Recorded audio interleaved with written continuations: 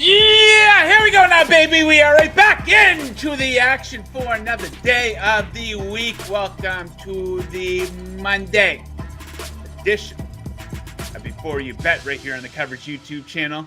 Make sure you smash that subscribe button right down there. And this is no ordinary edition of Before You Bet. It is the Big Game edition, proudly sponsored by FanDuel this week. That's right. So we're going to have 4 Before You Bet Big Game edition shows here this week. And very proud to share that they are all sponsored by FanDuel. If you bet on sports, you know what FanDuel is. You're going to want to check them out here for the big game here this week. A ton of great, unique betting options that are specific to FanDuel for Chiefs versus 49ers. Bonus offers. I have a same game parlay that I'm going to break down here momentarily. So 4 big shows here this week. So make sure you stick with us throughout the week. So yeah, we will be leading with NFL, 49ers versus Chiefs content for every show. And then NBA on the back end. So Jon Metler will be along shortly. But let's start off with my traditional Monday guest, my coworker here at Covers, my guy, J-Lo, Jason Logan. J-Lo, quick question. How did you enjoy your first Sunday without NFL football yesterday, or did you not enjoy it at all? No, bet a little. I usually work Sundays, which is good. So I bet a little NBA, bet a little college ball. Got some stuff done around the house. Made tacos for supper, which was delightful. Nice. Yeah, hung out with the kids, and that was about it. Yeah, I enjoyed the tradition. I enjoyed the routine of an NFL Sunday. You get up, you check in on your bets, you see what else is being offered. You get the injury reports. Maybe you get some more bets in as a reaction to the injury reports and whatnot. Got some Grammy action down. I was there you go. Following our buddy Doug Farmer, our Covers colleague. He had some bets for the Grammys, so a little sprinkle of everything. Beautiful. Yeah, thankfully, I wasn't stuck inside all day doing nothing. My son had winter baseball training. Nice. So we're going to have that to get us through these Sundays without any NFL. So that was very cool.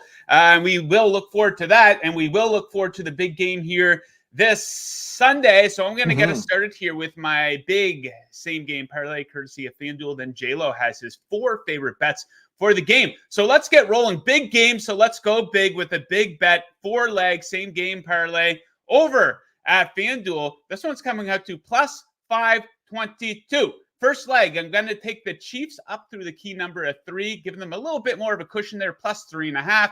Pretty simple here. Better QB, better big game coach, better defense. They're peaking right now. San Francisco struggled to get by versus 2 inferior opponents on their home field. They needed a lot of breaks versus the Lions there. We should also mention the Chiefs are 17-4-1 against the spread with 16 outright wins in their last 22 games as an underdog. Next leg is, of course, the second half under 23.5. Been on this for most of the season. It's hidden 18 of 20 Chiefs games this season. Their second halves are averaging just 14.4 points. Defense red hot in the playoffs. They've allowed just 10 total second half points to the Dolphins, Bills, and Ravens. Next up, we're going to add Travis Kelce, 60-plus receiving yards. So his usage is way up here. He's caught 23 passes in 3 playoff games, double-digit targets in 2 of those games after having double-digit targets just 3 times all season long.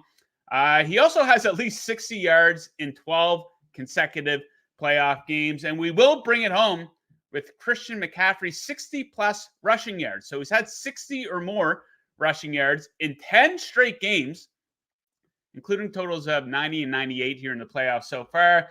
He's also taking on a Kansas City defense who, against the run, that is their weakness. They are 24th in yards allowed per rush attempt. So plus 522 on a same game parlay over at FanDuel. That will be my big bet of many bets that I will be making for the big game here on Sunday. Okay, J-Lo, I asked you to come prepared with your best of the best, your 4 favorite bets for the game. Let's start off with simple as it gets. Who are you picking to win the game? All right, so I bet Kansas City money line the second this sucker hit the board.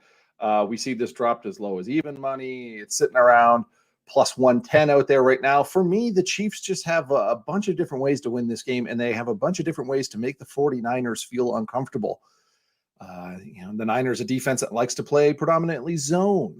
Patrick Mahomes is very, very good against zone. So, Steve Wilkes is going to have to find a way to mix in more man-to-man coverage.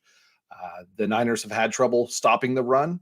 Kansas City has been able to run up and down teams here with Isaiah Pacheco and get some great gains on the ground. And then I see Kansas City being able to score and move the chains at will. And I think that's going to put a lot of pressure on Brock Purdy, something that 49ers fans, whether you want to admit it or not, you're not that comfortable with. But I mean, Kansas City can kind of follow the script of last year when they played the Eagles, a very similar team, had a very good defense on paper, but they had that one soft spot against the run. And that's what they did last year. They leaned into the ground game, made those gains, got inside the red zone, and then Patrick Mahomes took over and threw for 3 touchdown passes. So I think we'll see a very similar thing. I don't think Mahomes has to throw for 300 yards. I think Kansas City can beat them based on that run. And then really, we're talking the Chiefs as underdogs. They're never really underdogs since 2018 when Mahomes became QB1. This team 10-5 straight up when getting points. So give me KC to hoist the trophy once again. Okay, next up, let's take a look at Brock Purdy. I've seen a couple people on this, people who I respect. Yeah. I might be tailing this one. You like him to go over his rushing yard total. Tell me why. Yeah, and I bet this one. This is one of my first bets of it too. This market opened at 11.5 and got up to 12.5 as we're seeing. But it's just kind of the matchup that we're seeing against Kansas City's defense. Purdy faces a really aggressive Kansas City team that blitzes at one of the highest rates. They have the second highest pressure rate. They get after quarterbacks. And we saw last week he had 48 yards rushing. He had a long of 21 against a Detroit team that had the number 1 pressure rate in the league. And if we look at Purdy's rushing efforts over the course of the season, he always comes up with big gains against these pressure teams. He had 13 yards versus Tampa Bay. He had 16 versus Cincinnati, 17 yards versus Minnesota, 17 versus Pittsburgh. All of those teams, high pressure, high blitz teams as well too. So I like him to have a day and go over 12.5.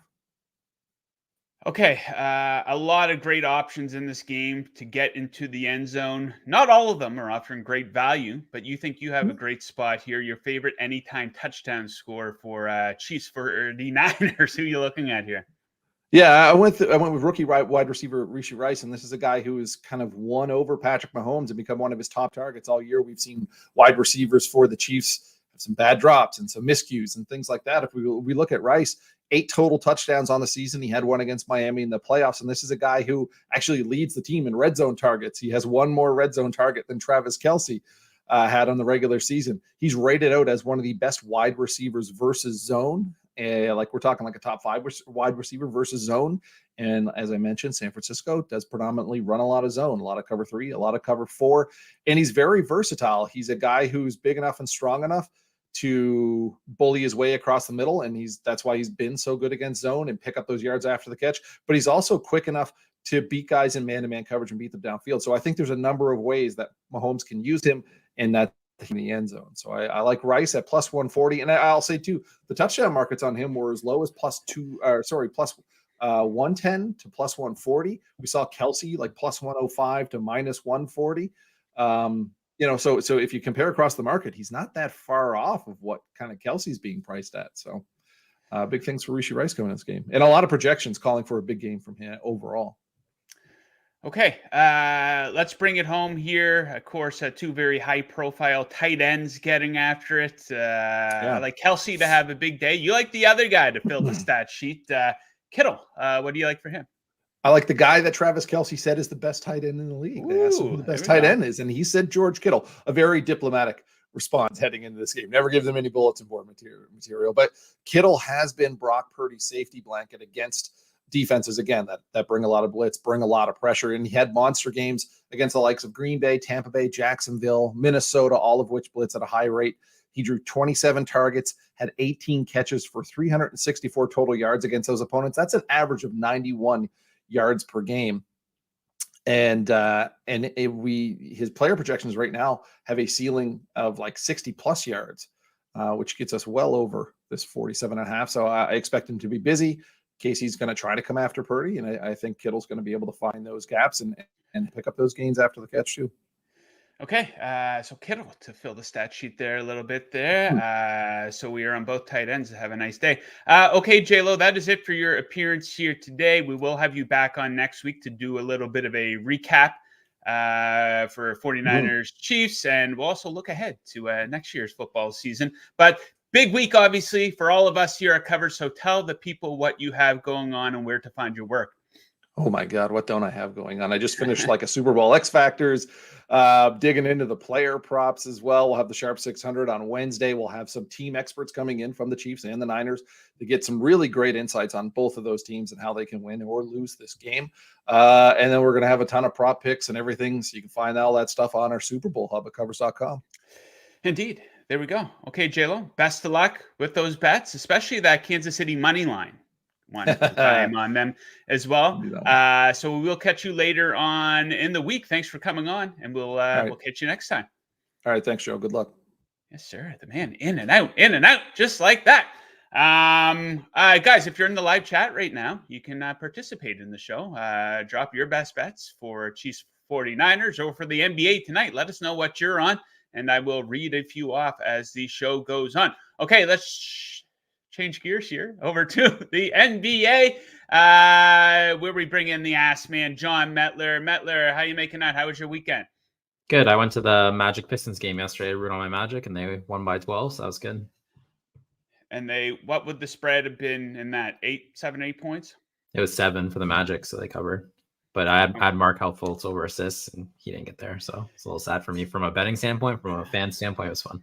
Yeah, I had a little luck. If you guys watched Friday's show, you'll recall I took the Pistons to cover plus 12 versus the Clippers. They got off to a good start in the first quarter. Then things really got away from them.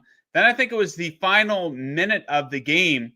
They were down significantly in the fourth quarter. I think they outscored them 8-0 in the final 1 minute left in the game. They end up covering the spread. So it was a fantastic backdoor cover. I needed that luck from them. But story of the weekend, John, out of the NBA, Joel Embiid looks like he's going to be out for a while. And this just seems to be the story of his career. You know, he's flying high. He was probably having his best season yet, right on the heels of winning the MVP last year. I don't know what it's kind of sad, right? And I think the 76ers are going to be in a lot of trouble here. What do you think? Yeah, like you said, I think it's sad. I think they legitimately were title contenders, not necessarily because of the roster they have, but also the pieces they have to trade at the deadline here. And that's obviously going to change. I guess it's good they kind of got this information before the trade deadline versus after, but they had expiring contracts. They had first round picks. There's a lot of things they could have done here to not necessarily even bring in a superstar, just bring in role players who fit Maxey and Embiid. I think they had a chance to kind of go all in, but it's kind of interesting to see what they'll do now. I know they're linked to DeMar DeRozan over the weekend there, but I don't know if that's Maxey and DeRozan is not going to win them a title. So I saw a doctor too, because they put out he's having a procedure on his knee, and the doctor corrected on Twitter, he's having surgery. So who even knows how long that timeline is for Embiid? Yeah, I said it about Embiid a while ago that big men with injury histories, serious injury histories, don't get healthier as they get older, right? And this has been the story of his career. He was injured coming into the NBA, and it seems like something significant is happening to him every season. I do think the same thing for Zion as well. That's a guy who's missed a lot of time. I don't think he's going to get healthier with age either. Okay, let's move on to some of the bets here. We each have a few. I'm going to start off with one I hit last week and go right back to the well on the Brooklyn Nets to cover the first quarter spread here at home with the Golden State Warriors in town. This has been a big money spot all season long. The Nets in the first quarter at home are 24-1 against the spread. They are flying early in these games. First quarter points allowed over the last 10 games, regardless of location. Second for Brooklyn versus 27th for the Warriors. They get off to really bad starts defensively, and we're seeing hot starts for the Nets offense. They are fourth in first quarter point margin and points per 100 possessions over the last 10 games. First and three-pointers made, which is key because they're going up against a Warriors team that is allowing the most threes per game over the last 10 games. And we're also seeing very sloppy starts for Golden State. They're 27th in turnover percentage in the first quarter, allowing a lot of points off turnover. So we need the Nets to be up by a single point at the end of the first quarter there. Okay, John, over to you. What's your first bet for tonight? So it's coming from the same game. I'm going Jonathan Kuminga over 2.5 assists. So it's plus 140. So Kuminga here, his last 9 games, he's been phenomenal. He's averaging like 24 points a game, 6 rebounds. He's only averaging 2 assists. So I think that's kind of, he's kind of in that spot right now where the sports books are having to adjust really quickly to his new production, his new role. The numbers are going up quickly, like on his totals and stuff. I think the points prop, and I mean rightfully so, has kind of taken the forefront of that. And the assist prop is kind of a little gone on notice here. The one thing for Kuminga, so I was watching them play the Atlanta Hawks on Saturday. So Kuminga is obviously the beneficiary of, you play with a Steph Curry, you play with a Klay Thompson, you hit him with a pass, they take a jump shot, it's an assist. And those two guys, they're also good catch and shoot guys, right? Sometimes you pass to a shooter and they take a dribble or they pump fake a couple times and they kind of it takes away the assist opportunity. So Kuminga is already the beneficiary of that. But on Saturday, when he's playing the Hawks, they had, not only was he the screener for Curry in the pick and roll, but he was the ball handler a couple times. So Curry was coming up, setting the screen. And now it's like, do we stop Kuminga going downhill? But Curry's popping out as the shooter. And he hit Curry one time for one of those 3-pointers.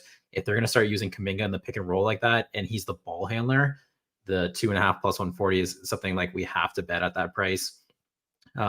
Even I think his last 3 games here, his potential assists are 6.7 per game.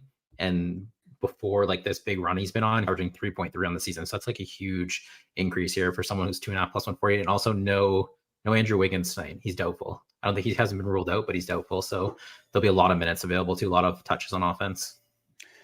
Yeah, Kuminga looking good. Didn't you have a 6-man bet on him to open the season?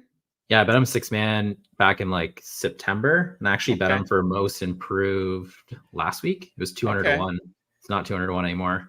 I think it's like 30 to 1, but I don't know. See, that's also the Joel Embiid, because Maxi's the favorite in that market. Okay. So if Maxi starts averaging like 30 a game, he could take over, but it's kind of hard to say because now the defensive focus will also be on Maxi. So we'll have to see how that plays out for Maxi. I don't like the criteria for the most improved player award, because you think it should be some guy you barely even heard of who averaged like 4 points last season. Then all of a sudden, hey, he's a starter and he's averaging 16 points a game. But it seems to be a guy in Maxi who was a really good player last year, and now he's really, really good. You know what I mean? So I don't like the criteria for that award. Yeah, the 2 bets I have, like Kuminga, they don't fall in that category. Kuminga would be going from, he averaged like 10 points a game last year, but the guy you're talking about who should probably be the favorite from like your criteria is Jalen Johnson on the Hawks. That guy's going from like 4 points per game to 15, 16, and like everything across the board is significantly better, but he's kind of in the running, but like not really. Yeah, it's a good way to kind of put a little bit of spotlight on guys who aren't, superstar, all-star level players. So, I don't think that's going to change anytime soon, the criteria for the award, though. Okay, next up for me, I'm going to take the Clippers -3 in Atlanta, taking on the Hawks here. So, second game of a back-to-back, but I do not care. Hard-fought win over the Heat there yesterday. Because look at the Clippers in the spot here lately. They have 3 straight blowout wins in the second game of a back-to-back against some really good competition. They beat the Celtics by 19 in Boston. They beat the Suns by 27, and they beat the Kings by 20. So they have been very strong in this spot. They have advantages all over the court. In this one specifically, I think they're going to be able to light them up from 3-point land. They are 3rd in 3-point percentage over the last 10 games. The Hawks are allowing the most threes per game in this span. And the Clippers are on an elite defensive tear, and they should be looking to end their road trip on a strong note here. They've been on the road for 6 games. During that span, they lead the NBA in opponent effective field goal percentage. The Hawks are 27th. In that same span. Clippers are allowing around 22 fewer points per game than the Hawks during their 6-game defensive tear. So I like the Clippers to finish the road trip on a strong note here and win by at least 4 in Atlanta.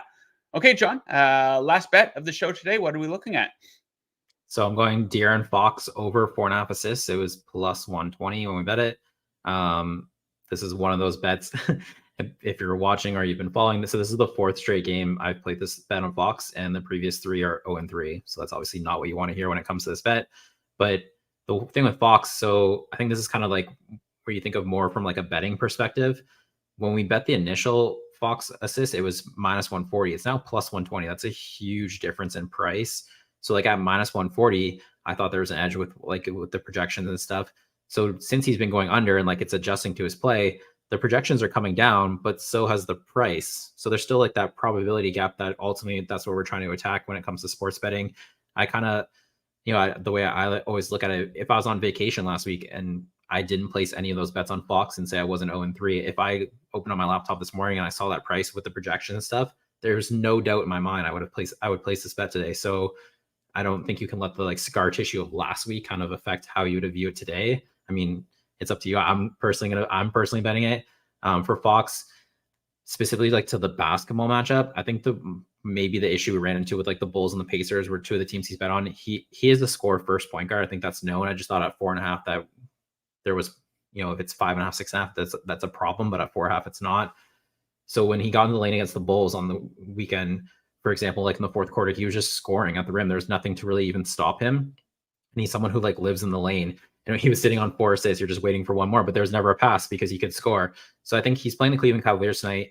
You get Jarrett Allen, Evan Mobley in the interior. Those are two guys who, once he gets into the lane, they should be able to force him to pass more than other teams would.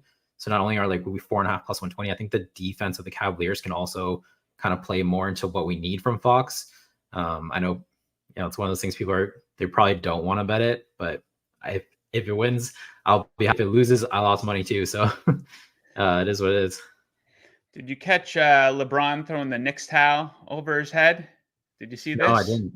He put they played the Knicks there the other day. I don't know, maybe it was yesterday, and he put a towel with a Knicks logo over his head. And Brian Windhorst came out and said LeBron strategically did that to put pressure on the Lakers to make some sort of move. I'm a LeBron fan, but some of the stuff he does kind of bullshit, right? How about you win some games maybe? What's your record here?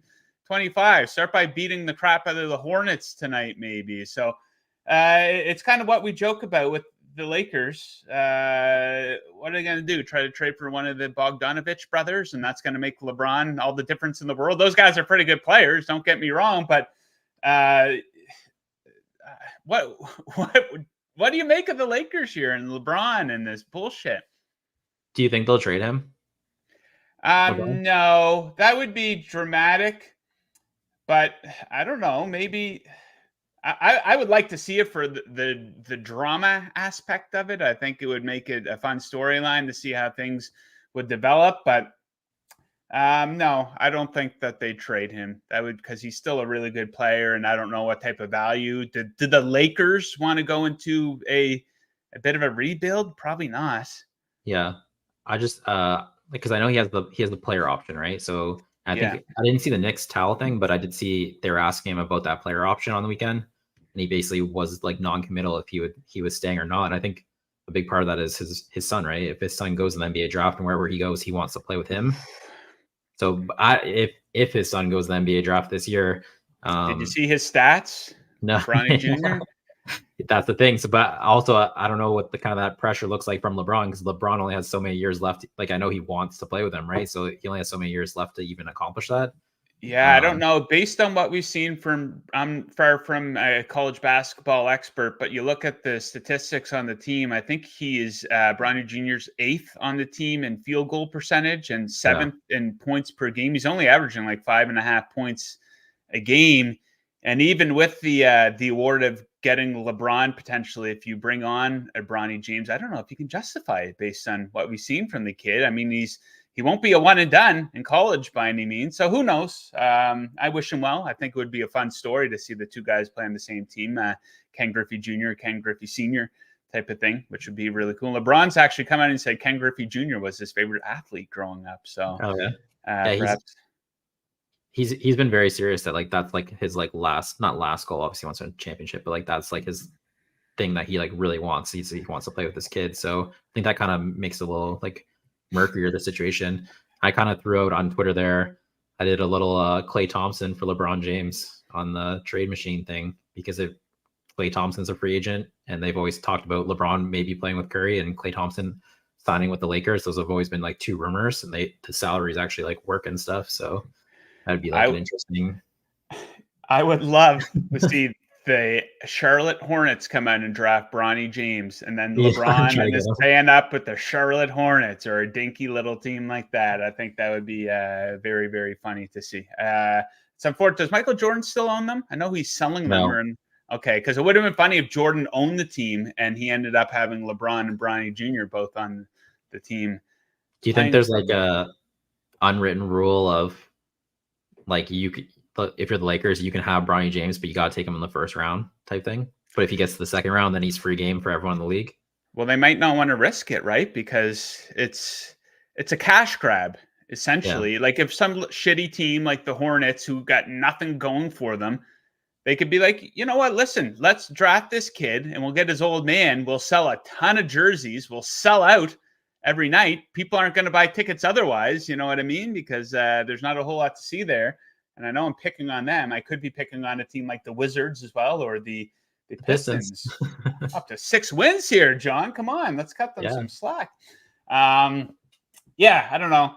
Always a lot of drama with LeBron. That's kind of what makes it fun, though. It gives us something to talk about, you know? So I think it'd be cool if we went back to Miami. I don't think Cleveland has some guys that they could trade to, I suppose, right? So no, I'm surprised we haven't seen a next team market. I would kind of been on the lookout for a next team market because I'm curious how they would price that. Because I feel like there's a lot of teams that even the Knicks, like you were joking with the Knicks there, that would be like an all-in move for them, right? With Jalen Brunson, you bring in LeBron James, you got all the bench players and everything there. Who's going the other way though? Julius Randle as a big piece. Yeah, that's where I can't figure out because the Lakers got rid of him already once, so I don't know if they would take him back type thing. It doesn't really fit with. They'd probably want a piece that matches Anthony Davis, right? So someone they can play with Anthony Davis. So I don't think that would be Julius Randle. Maybe it's a 3-team deal and they send Julius Randle somewhere else, but. Yeah, I think Julius Randle's ultimately the one leaving in that scenario. It's funny because the Lakers tried to lowball all these other teams with, hey, we'll give you 6 second-round picks for your all-star player. Hey, we'll throw in D'Angelo Russell as well. You know, if LeBron's ever on the market, it'd be funny to see these teams lowball them right back. So, yeah. Do I think he gets traded? No. Do I hope he does? Sure. I think it would be very entertaining to see what would develop there, shake things up here a little bit. Okay, John, we're going to leave it at that. You'll be back with us in these shows on Thursday and Friday. But until then, tell the great people where they can find all your content.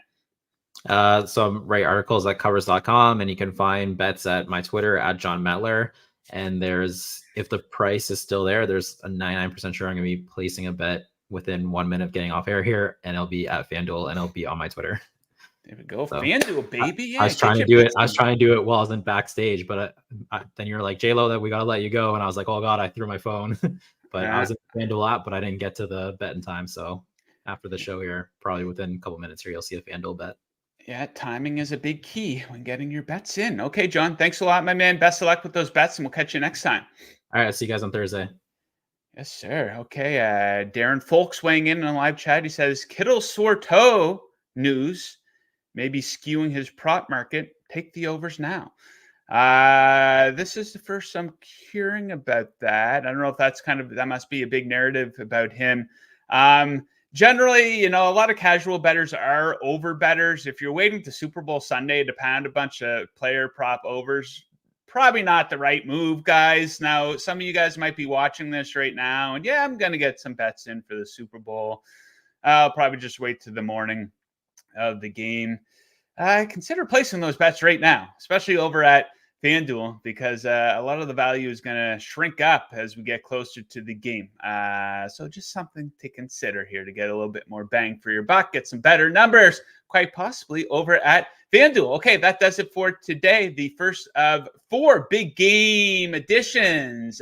Before you bet, probably sponsored by FanDuel. Make sure you catch our shows later on in the week. We're also going to have a big show where I'm going to be interviewing a bunch of my favorite people from sports media. My first interviews, they all start today, and we're going to compile them all together. And that's where I'm going to compile all of my best bets for the big game as well. Thank you guys very much for tuning in. Make sure you like this video. Make sure you subscribe to the Covers YouTube channel. Best of luck with your bets.